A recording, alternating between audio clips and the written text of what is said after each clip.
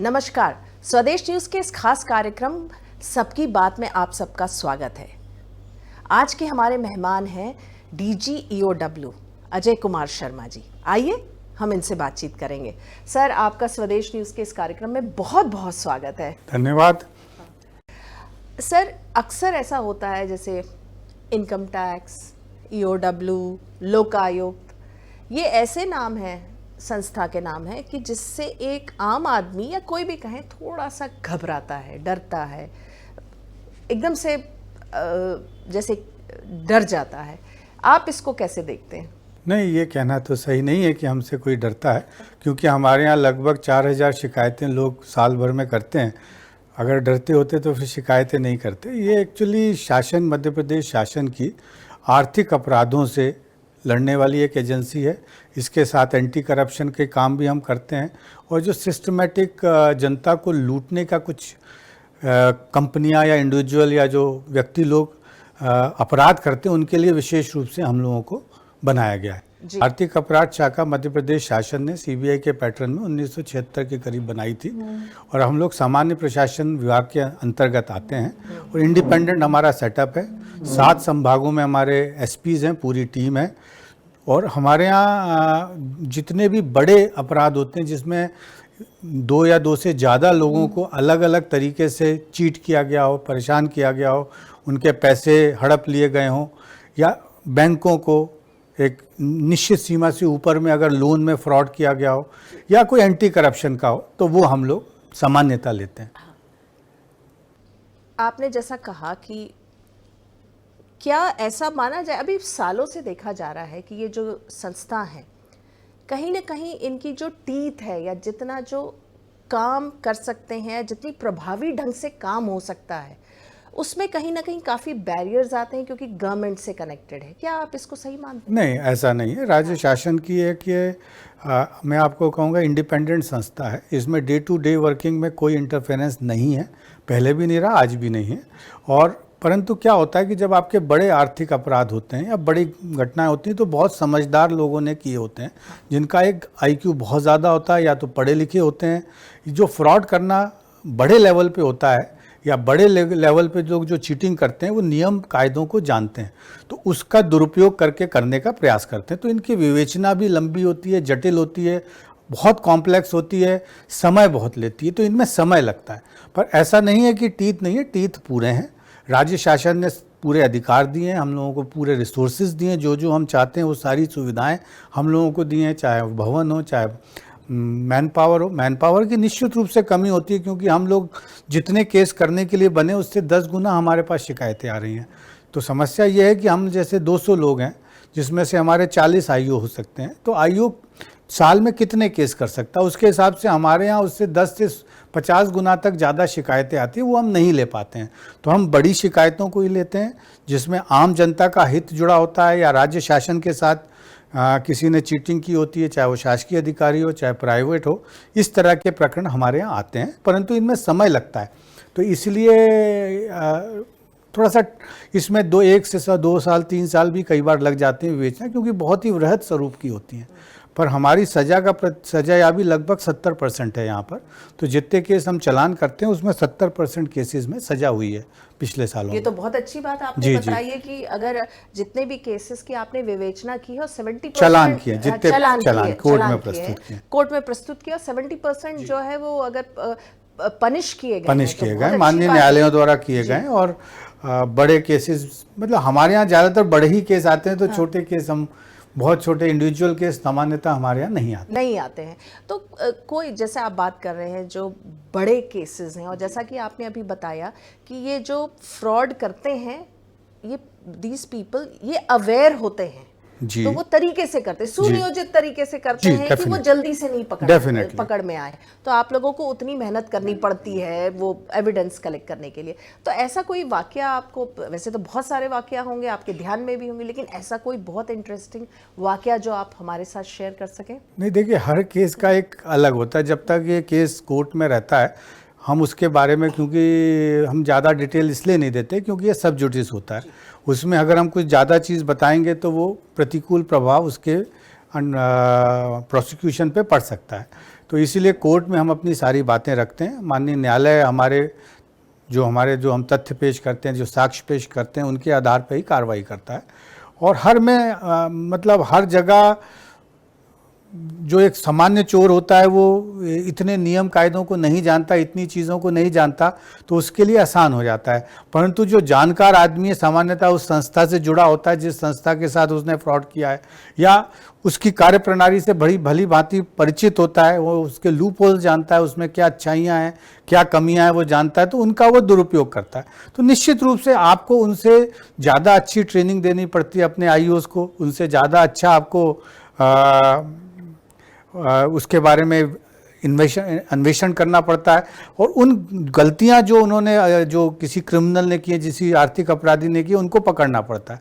तो निश्चित रूप से ये चैलेंजिंग काम होता है और इसके लिए हम आईओज़ को सीबीआई से लेकर सभी एकेडमी में ट्रेनिंग में भेज रहे हैं। पिछले 12-15 साल से हर साल हम अपने जो हमारे आईओज़ हैं, विवेचक हैं, उनको सीबीआई एकेडमी में भेजते हैं। इसके अलावा हर यूनिट में और स्टेट स्तर पे भी हम लोग ट्रेनिंग प्रोग्राम आयोजित करते हैं, जिसमें अच्छे स्तर के हमारे जो प्रोसिक्यूटर्स को बुलाते हैं, माननीय न्यायाधीश जो भी हैं, जो हम रिटायर हो गए हैं, उनसे हम अपने लोगों को ट्रेनिंग कराते हैं। हमारे जो पुराने विवेचक जो बहुत अच्छे रहे हैं, पुराने सीनियर अफसर्स रहे हैं, उनसे इन सबको ट्रेनिंग कराते हैं। इस प्रशिक्षण से काफ़ी फायदा मिलता है। बेसिकली जो है रिफ्रेशर कोर्स जैसा चीज़ हर साल हमारे यहाँ लगातार चलती होता रहता है।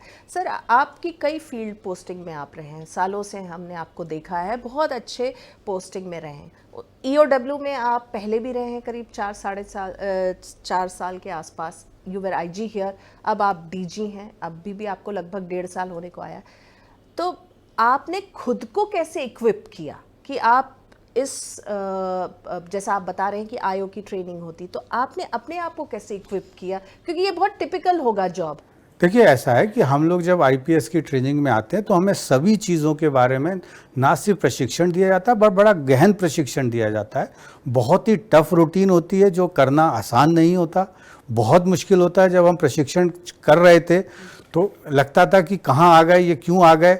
बहुत टफ होता है, आपको अपने लिए 15 मिनट भी नहीं मिल पाते, नींद आपकी पूरी नहीं हो पाती।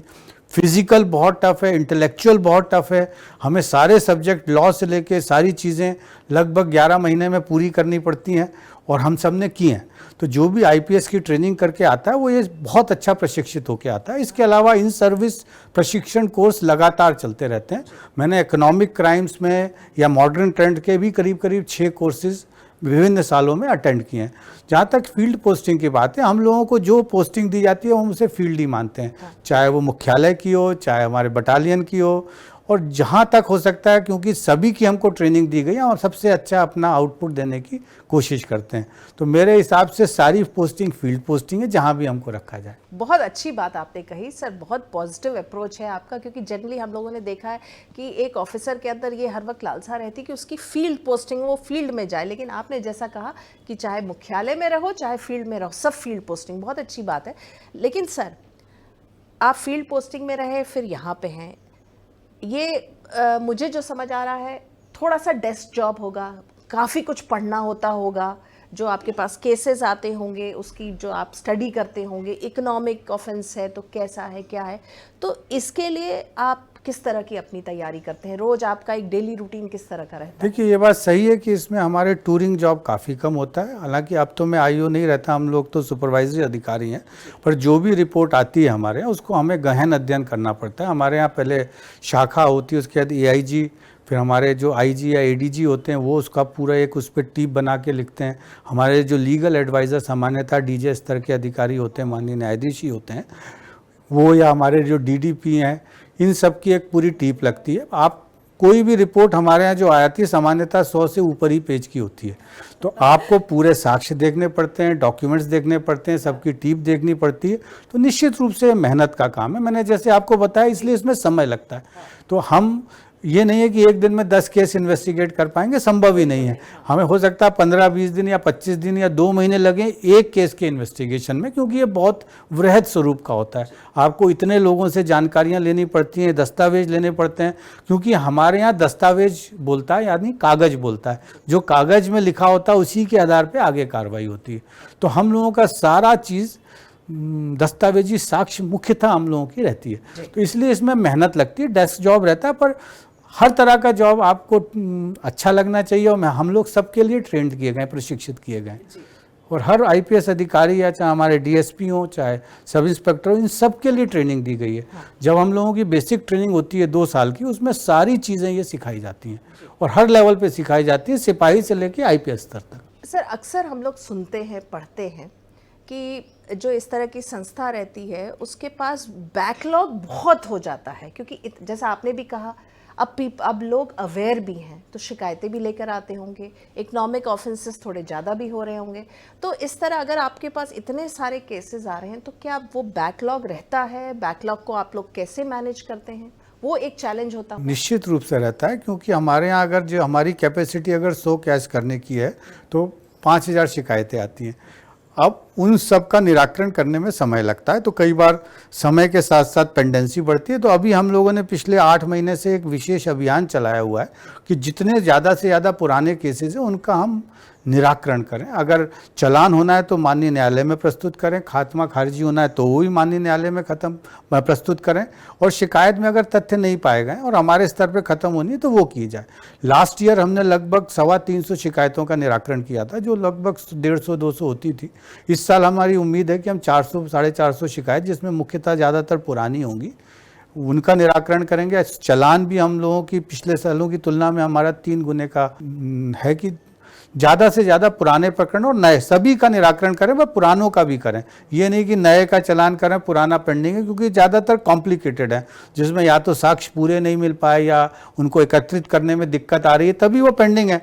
अगर आसान होते तो चालान तो तत्काल हो जाता है, पर जो कॉम्प्लिकेटेड केस होते हैं वो पेंडेंसी में आ जाते हैं। तो हमारे पूरे यूनिट्स का यही इस वक्त फोकस है, इसी वक्त हम सबकी ये प्राथमिकता है कि ज़्यादा से ज़्यादा पुराने केसेस का निराकरण करें, साथ साथ नए का भी करें। तो इसलिए हम अपनी एफिशिएंसी या इफेक्टिवनेस डबल से ट्रिपल करना चाह रहे हैं। जी, एक सवाल पूछूंगी सर, हालांकि ये शायद आपसे कंसर्न नहीं, बट चूंकि आप इकोनॉमिक ऑफेंसेस में आप इतने अब जानकार हैं, जैसे हम लोग जो कई केसेस हुए हैं, जो बैंक फ्रॉड के केसेस हुए हैं, मैं ये पूछ रही, जैसे ललित मोदी अभी इन दिनों न्यूज़ में हैं, विजय मल्ल्या, इन तरह के लोग जो बैंक लोन में इतने बड़े बड़े फ्रॉड करके जब अब्रॉड चले जाते हैं, तो एक आम आदमी के मन में ये सवाल उठता है कि क्यों देख नहीं पाए या क्यों वो संस्था समझ नहीं पाई कि इतना बड़ा फ्रॉड हो गया, क्योंकि कुछ छोटे थोड़े बहुत करोड़ का नहीं, बहुत lot of money is involve. तो इस पे आप क्या सोचते हैं? देखिए, सबके अलग अलग तरीके हैं, मतलब मैं ये नहीं कह सकता कि ए का तरीका बी जैसा है या सी का है, सबके अलग है। जैसे बैंक जो हैं वो कमर्शियल इंस्टीट्यूशंस है, बिजनेस इंस्टीट्यूशंस है, वो बाकायदा लोन देते हैं, उनका रीपेमेंट होता है, उनके तरीके हैं, उनके गाइडलाइंस हैं कि आपको लोन कैसे देना हो। सामान्यतः ये उन गाइडलाइंस का शुरू में तो पालन करते हैं, अपनी एक क्रेडिट की जो साख है वो बनाते हैं, उसके बाद कई बार ये बदमाशी करते हैं, कई बार नेचुरली जानबूझ के करते हैं, कई बार नेचुरली हो जाता है या बिजनेस सेंटीमेंट के कारण हो जाता है, मार्केट की कंडीशन के कारण हो जाता है, कई बार घाटे हो जाते हैं तो ये पे नहीं कर पाते। परंतु यदि आपने कोई एक सिस्टमेटिक तरीके से डिफ्रॉड करने के लिए किया है तो सामान्यतः उसमें आप एक कॉन्स्पिरेसी में पाएंगे कि लोकल भी, अंदर का भी 1-2 बंदा उसमें इन्वॉल्व रहता है। तो हम लोगों को उनके खिलाफ भी कार्रवाई करनी होती है। जैसे जो आपने केस बताया, चूँकि वो मैंने नहीं देखे हैं, नॉर्मली वो सीबीआई कर रहे हैं या जो जहाँ जिस स्टेट की ईओडब्ल्यू या अन्य एजेंसी कर रही, तो उसके बारे में मैं कमेंट नहीं कर पाऊंगा। परंतु हमने ये देखा है कि कुछ केसेस में जब तक लोकल लोगों की, लोकल जो अंदर के ब्लैक शीप्स होते हैं, उनकी जब तक संलिप्तता नहीं होती तब तक करना मुश्किल हो जाता है। पर कई बार लोन अच्छी साख होती है परंतु घाटा हो जाता है, जिसके कारण पे नहीं कर पाते। पर वो हम उनको आर्थिक अपराध तभी मानते हैं जब आपने एक सिस्टमेटिक तरीके से एक चीटिंग करने के उद्देश्य से डिफ्रॉड किया हो किसी भी संस्था को। सर, अभी पिछले 2-3 साल में कोरोना रहा, लॉकडाउन रहा, बिजनेस बहुत सफ़र किया, और जैसे लोगों के पेमेंट, सैलरी 50% हो गए, मार्केट एक तरह से क्रम्बल हो गया था, क्रैश हो गया था, महंगाई बढ़ गई। क्या इस समय इकोनॉमिक ऑफेंसेस कुछ ज़्यादा हैं या शिकायतें आपके पास ज़्यादा आ रही हैं? नहीं, इकोनॉमिक ऑफेंसेस हमारे यहाँ, जैसे हमने बताया कि यहाँ बड़े आर्थिक अपराधी करते हैं जो जानकार रहते हैं, तो वो उनको इससे ज़्यादा फ़र्क नहीं पड़ता। हाँ, तरीके बदल जाते हैं, जगहें बदल जाती हैं। पर कोरोना से हमारी ऑर्गेनाइजेशन भी अफेक्ट हुई थी। पहले लॉकडाउन में हम लोग लगभग 3 महीने बंद रहे, दूसरे में हमारे यहाँ सभी को कोरोना हुआ।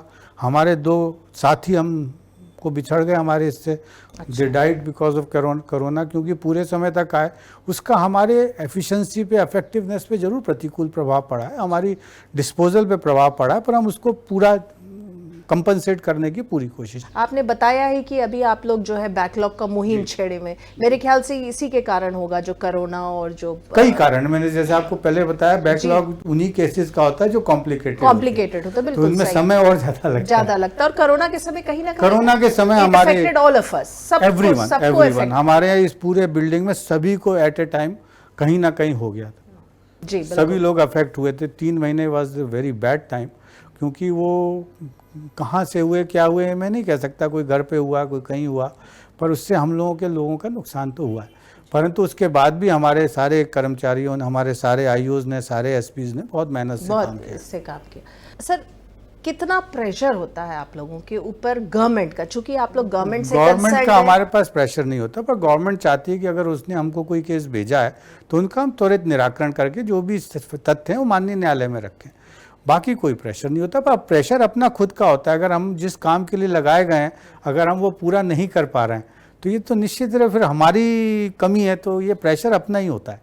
अच्छा, सेल्फ प्रेशर रहता है निश्चित रूप से, कहीं भी आउटर सोर्स से कुछ नहीं रहता। आउटर सोर्स का तो तब होगा जब आप काम ही नहीं करोगे, तब तो निश्चित रूप से रहेगा, पर आप अपने आप को इम्प्रूव करोगे, आपका अगर रिजल्ट दिखेंगे तो कोई प्रेशर किसी का नहीं रहता।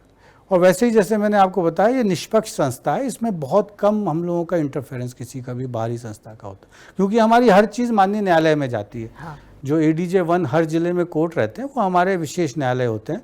तो जो भी हम क्रिमिनल केस रजिस्टर करते हैं, उसमें चाहे चालान हो, चाहे खात्मा हो, चाहे खारिजी हो, माननीय न्यायालय में प्रस्तुत। और आपने पहले भी बताया है कि आप लोगों का जो है सब कुछ जो है ऑन पेपर है, तो सब चीज डॉक्यूमेंट्स बोलती है। बिल्कुल सही आपने बताया। सर, थोड़ा सा जानना चाहूंगी, जैसा कि मैंने कहा आप कई पोस्टिंग्स में रहे और उसके बाद आज EOW में हैं, कुछ ऐसा अनुभव रहा हो आपका जो आप याद करते हो? देखिए, पुलिस की नौकरी में अनुभव नहीं पूछना चाहिए, क्योंकि इतने अनुभव होते हैं, हर रोज नया अनुभव होता है, और ऐसे होते हैं जो बड़े विचित्र होते हैं। हाँ। और हर अधिकारी के साथ मैं आपको चैलेंज के कर सकता हूं, अगर उसने 30-35 साल की नौकरी की होगी तो 300-400 अनुभव तो ऐसे होंगे जो बड़े यूनिक होंगे। इसलिए कृपया ना पूछें, आप परेशान हो जाएंगे सुन। विचित्र किंतु सत्य एकाध बता दीजिए सर। बहुत सारे हैं, मतलब ऐसी चीजें आपके चीज़ों में आती हैं जो आप कभी कल्पना नहीं करते, चाहे क्राइम में हो, चाहे एक्सीडेंट्स में हो, चाहे दुर्घटना में हो, कई बार हंसी मजाक में हो, कई बार मतलब ऐसे आते हैं कि साहब हमें दिलवा दो, उसके लिए रोने लगते हैं। तो ऐसे बहुत ऐसे इंटरेस्टिंग होते हैं, और हर पुलिस अधिकारी की जिंदगी में आते हैं। आपने अभी जो बहुत अच्छा वाला किस्सा बताया कि पत्ती दिलवा दो, सबके अपने अपनी एक्सपेक्टेशन है शासन से कि साहब हमारी शादी नहीं हो रही, शादी करा दो, इसी के लिए वो परेशान। तो ऐसे भी लोग आपके पास आए हैं शादी कराने के लिए? सब तरह के आते हैं। कई, देखिए, एक ये पुलिस एक एजेंसी है, राज्य शासन की एक संस्था है जो शासन का एक चेहरा है, तो जिसको भी राज्य शासन से कोई एक्सपेक्टेशन होती है वो इसके पास आता है, क्योंकि इसके दरवाजे पुलिस के 24 घंटे खुले रहते हैं। थाना हमारा कभी ताला नहीं लगता, 24 घंटे खुला रहता है, और हर जना आने को स्वतंत्र है। तो लोग आते हैं और अपनी सारी परेशानियां बताते हैं कि नाली खराब हो गई, तो मदद भी कर सकते हैं, पर हमारी लिमिटेशंस होती हैं। या भाई से लड़ाई हो गई। सबसे ज़्यादा खराब लगता है जब बुजुर्ग माँ बाप को उसके बच्चे परेशान करते हैं या ध्यान नहीं देते हैं, और घर से निकाल देते हैं। घर से निकालने में तो कार्रवाई हम करते हैं, क्योंकि अब कानून बहुत अच्छे आ गए हैं, पर इस तरह की बहुत घटनाएं आती हैं। तो हर जने का एक, मैं आपको इसलिए कह रहा हूँ कि हर आदमी की एक उम्मीद होती है राज्य शासन से, और हम लोग उनके प्रतिनिधि होने के नाते वो हमारे पास आते हैं, और हमारा भी फर्ज होता है कि संबंधित संस्था को उनकी आवेदन पूरी करने की कोशिश करें। बिल्कुल सर, आपकी डॉटर हैं एक, वो भी IPS ऑफिसर हैं, और and she is married also to an IPS officer, तो एक तरह से कंटिन्यूटी हो रही है। जी हाँ, डेफिनेटली। मेरी जो डॉटर हैं वो IPS 17 बैच की, 5 साल अब उनको हो गए। उनके बैचमेट ही हस्बैंड हैं, दोनों एगमुट काडर में हैं, और मुझे बड़ा अच्छा लगता है। बिटिया ने भी यही प्रोफेशन चुना है, और खुद चुना है उसने। आप उसके आइडल रहे होंगे, ऐसे भी कहते हैं कि डॉटर के आइडल जो होते हैं उसके फादर ही होते हैं। सभी रहते हैं, पेरेंट्स हमेशा ही बच्चों के आइडल रहते हैं। तो आपने उनको, अपनी डॉटर को कुछ ऐसे अलग से कुछ टिप्स या कुछ ऐसे नुस्खे बताए when she was entering this field? देखिए, टिप्स नुस्खे तो बचाने वाले हजार हैं, काम आपको करना होता है। हम भी बताते हैं, सभी बताते हैं, पर हर जने की अपनी मेहनत होती है, अपना कमिटमेंट होता है, अपना लक होता है, सब चीज़ें। और उसने खुद मेहनत की, खुद उसने इसके लिए संघर्ष किया, उसकी इच्छा थी, उसने पूरे करने के अपने पूरे प्रयास किए और शी गॉट सक्सेस, उसको सफलता मिली। जी बिल्कुल, ये उसका अपना है, हम लोगों के तो ब्लेसिंग्स ही हो सकते हैं। जी बिल्कुल, बहुत अच्छी बात आपने कही कि पेरेंट्स के जो होता है वो ब्लेसिंग्स हर वक्त रहता है बच्चों के साथ। सर, जैसा कि इंटरव्यू के दौरान पता चल रहा है, आप बहुत ही पॉजिटिव आपका आउटलुक है जनरली जो लाइफ के प्रति है, सब चीज़ के प्रति। आप जब ईओडब्ल्यू में नहीं रहते, मतलब पर्सनल लाइफ में रहते हैं, तो क्या करते हैं, कैसे समय बिताते हैं, क्या आपकी हॉबीज़ रहती है? पर्सनल हॉबीज़ तो मतलब घर पे जो सामान्य आदमी होता है वैसे ही हम भी होते हैं। हाँ। कोई खास अंतर नहीं होता बाकियों में और हम में। तो क्या करते हैं? सबके अपने अपने तरीके हैं, लोगों से मिलना जुलना, पारिवारिक संबंध जो हैं, रिश्तेदार हैं। मुझे टीवी देखने का शौक़ है, 1 घंटे न्यूज़ चैनल, गाना, बाकी बच्चों से बातचीत, परिवार से बातचीत, सोशलाइजिंग, यही सब चीज़ें रहती है। खेलने का शौक़ है तो बैडमिंटन खेलने जाता हूँ रोज़ 1-1.5 घंटे, बस यही रहती है, इसी में टाइम और निकल आप जाता है। पढ़ते तो बहुत हैं, क्योंकि इस जॉब प्रोफाइल में भी आपको पढ़ना बहुत है। जॉब प्रोफाइल में ज़्यादा पढ़ना पड़ता है, इसीलिए फिर बाद में टीवी देख लेते हैं। बाद में टीवी देख लेते हैं, पढ़ते नहीं है। फिल्म्स वगैरह देखते हैं? फिल्म्स भी देख लेते हैं, बहुत ज़्यादा नहीं, देख लेते हैं थोड़ा बहुत। चलिए, आप जाते जाते क्या कहना चाहेंगे दर्शकों को? मैं यही कहना चाहूँगा कि आप सब खुश रहें, सुखी रहें, अपना ध्यान रखें, बच्चों का, फैमिली का, परिवार का ध्यान रखें। वो काम करें जिससे देश को फ़ायदा हो, समाज को फ़ायदा हो, आपके परिवार को फ़ायदा हो। ऐसा कोई काम ना करें जिससे किसी और को नुकसान हो, आपके साथियों को नुकसान हो या समाज को नुकसान हो। और मेरा एक और कहना है, आर्थिक अपराधियों से बचें। वो जो आजकल मेन आ रहा है, जो आपके पासवर्ड ले लेते हैं या OTP ले लेते हैं। कभी भी कोई भी बैंक, कभी उनके कोई संस्था फ़ोन से OTP नहीं मांगता। यदि कोई मांगता है तो वो झूठ बोल रहा है, फ्रॉड करने की नीयत से। तो कभी भी अपनी गोपनीय जानकारी किसी को ना दें। बिल्कुल सर, इस पे एक सवाल बिल्कुल बनता है, ये ऑनलाइन जो आजकल फ्रॉड होने लगा, उसकी शिकायतें तो डेफिनेटली आपके पास बहुत आती हैं। उसके लिए आती हैं, पर उसके लिए हमारे यहाँ साइबर सेल, एक मध्य प्रदेश पुलिस का एक विशेष बनाया गया है जो काफ़ी अच्छा काम कर रहा है। तो सामान्यतः हम उनको भेज देते हैं, क्योंकि उसके लिए उनको अच्छा इक्विप किया हुआ है, ट्रेंड किया हुआ है, और वो बहुत अच्छा कार्य कर रहे हैं। हर स्टेट में कर रहे हैं, पर मध्य प्रदेश में बहुत अच्छा हमारा साइबर सेल काम कर रहा है। हाँ। जी सर, आपने स्वदेश न्यूज़ के इस कार्यक्रम सबकी बात को अपना समय दिया, आपका बहुत बहुत धन्यवाद। और मैं आपको और भी धन्यवाद देना चाहूँगी, क्योंकि आप थोड़े से कैमरा शाई हैं। आप लोग जिस पोस्ट में हैं थोड़ा सा इंटरव्यूज़ कम देते हैं, लेकिन आपने स्वदेश न्यूज़ के इस कार्यक्रम के लिए समय निकाला, हमसे इतनी अच्छी बात की और इतने डिटेल में बात की। आपका बहुत बहुत धन्यवाद। चलिए, धन्यवाद, थैंक यू। तो दर्शकों, इस बार के एपिसोड में बस इतना ही। अगले हफ्ते में एक बार फिर से मुलाकात करेंगे एक नए मेहमान के साथ। तब तक के लिए दीजिए हमें आज्ञा। नमस्कार।